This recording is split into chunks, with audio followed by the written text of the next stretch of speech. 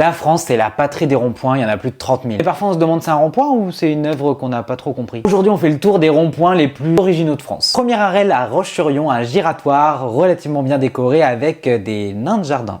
Ok.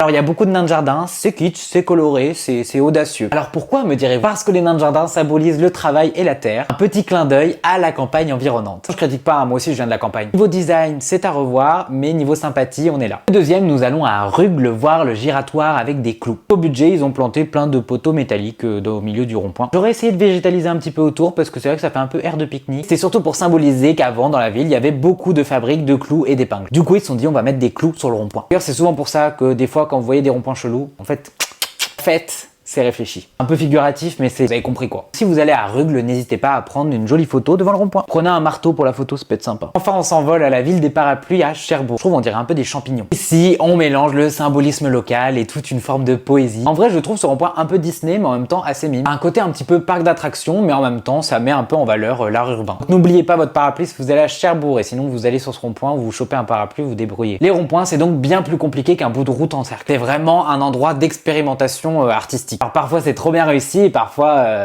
je finirai pas cette phrase. Et ça montre qu'en France, même les infrastructures comme ça dans la rue, elles ont un peu une petite personnalité. Dis-moi quel rond-point t'as préféré et n'hésite pas à m'en mettre d'autres dans les commentaires. Des bisous.